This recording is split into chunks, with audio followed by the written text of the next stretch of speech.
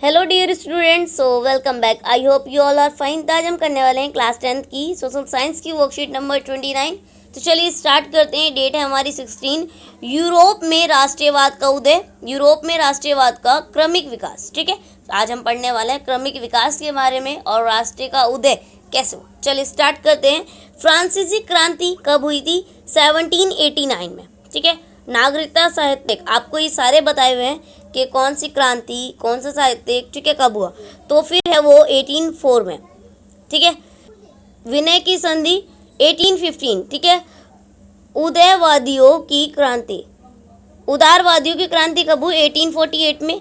Germany का एकीकरण वो कब हुआ? 1866 से लेकर 1871। ठीक है, फिर हमारा इटली का एकीकरण, इटली का एकीकरण कब हुआ? 1859 से लेकर 1871। चलिए नीचे आ जाते हैं हम। ये कुछ आपको मतलब कि 1 मार्क्स वाले MCQs जो आते हैं ना, उसके लिए बेहद ही इंपॉर्टेंट रहेंगे, तो आप इनको लर्न कर लीजिएगा।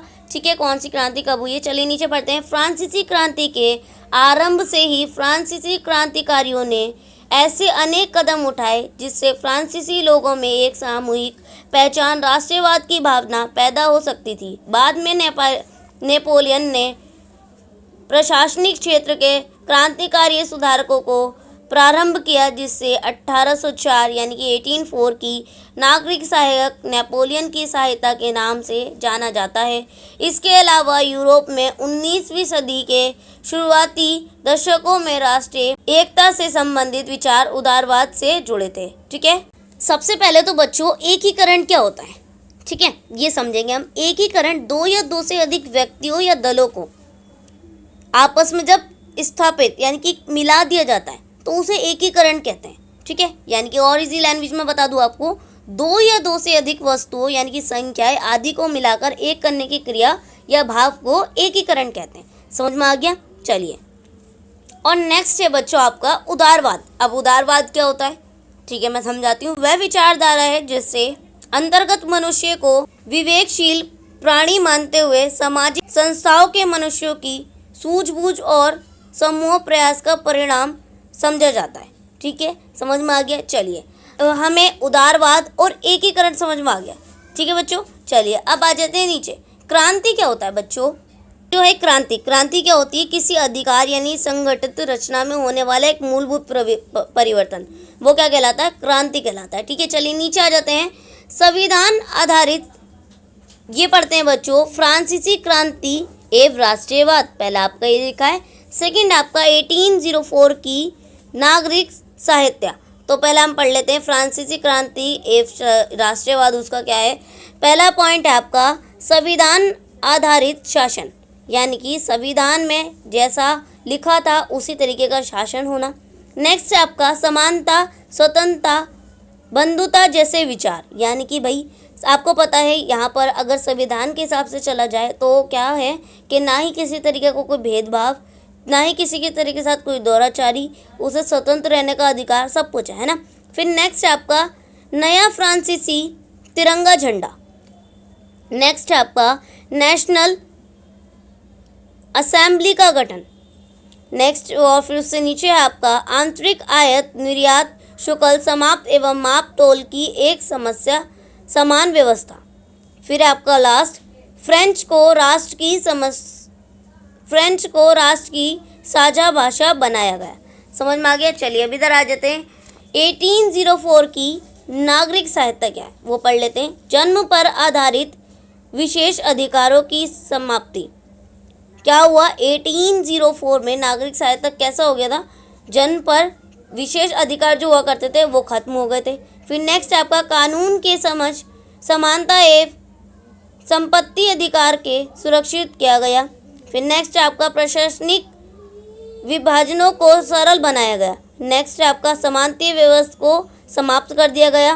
किसानों की भू दस्तखत और जागीरदारी शुल्कों से मुक्ति। लास्ट आपका शहरों में कारीगरों के श्रेणी संघों की नियंत्रणों को हटा दिया गया। चलिए समझ में आ गया? हमने ये पढ़ लिया दोनों। नीचे आ जाते हैं।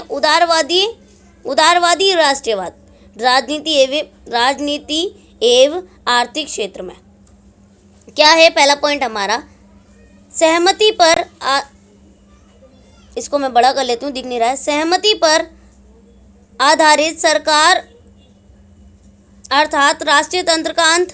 फिर नेक्स्ट है आपका संविधान आधारित शासन, और फिर है हमारा लिखा हुआ संसदीय सरकार या प्रतिनिधित्व अधिकार। फिर आपका विशेष अधिकारी का अंत, और फिर आपका कानून से समक्ष समानता।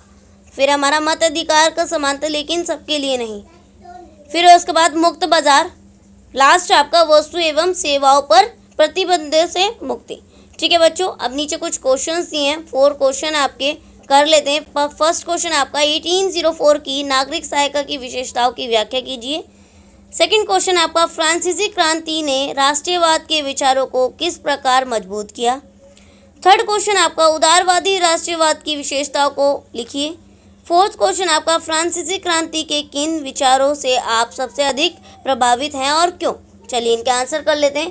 क्वेश्चन नंबर फर्स्ट है आपका 1804 की नागरिकता सहायता की विशेषता की व्याख्या करनी है आपने। ठीक है, तो चलिए करते हैं, पॉइंट में लिखेंगे हम इसको। पहला पॉइंट आप लिखना, जन्म पर आधारित विशेष अधिकारों की समाप्ति कर दी गई। नेक्स्ट है आपका कानून के समक्ष समानता को सुनिश्चित किया गया। थर्ड है आपका समानती व्यवस्था को समाप्त कर दिया गया। फोर्थ आपका प्रशासनिक विभाजनों को सरल बनाया गया। फिफ्थ है आपका एक देश एक कानून एक कर एक जैसे माप तोल के पैमाने सुनिश्चित किए गए। ठीक है, चलिए क्वेश्चन नंबर सेकंड आपका फ्रांसीसी क्रांति ने राष्ट्रीयवाद के विचार को कैसे मजबूत किया। तो आप इसका उत्तर लिखेंगे,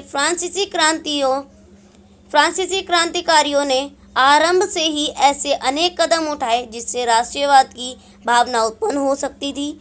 नेक्स्ट पॉइंट आप लिखना इसका, संविधान आधारित शासन का गठन किया गया। थर्ड है नया फ्रांसीसी झंडे का गठन किया गया। फोर्थ आपका एक जैसे कानून तथा प्रशासनिक व्यवस्था को अपनाया गया। ठीक है, फिर फिफ्थ आप लिखना इसका, फ्रेंच राष्ट्रीय की समस्या भाषा बन गया। फिर है सिक्स आपका क्रांति ने स्वतंत्र समानता और बंधुता जैसे विचार दिए। ठीक है, चलिए अब आ जाते हैं थर्ड क्वेश्चन पर। उदारवादी राष्ट्र की विशेषताएं आपने लिखनी है। चलिए लिखते हैं, फर्स्ट आपका उदारवादी विचारक राजतंत्र के खिलाफ थे।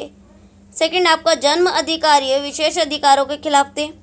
फिर थर्ड आपका यह लोकतंत्र के पक्षधर थे। फिर फोर्थ है आपका ये समानता के पक्षधर थे। ठीक है, चलिए अब आ जाते हैं क्वेश्चन नंबर 4 पर। फ्रांसीसी क्रांति के किन विचारों से आप सबसे अधिक प्रभावित हैं और क्यों। तो आप इसका आंसर लिखना, मैं फ्रांसीसी क्रांतियों की स्वतंत्रता समानता और बंधुता जैसे विचारों से प्रभावित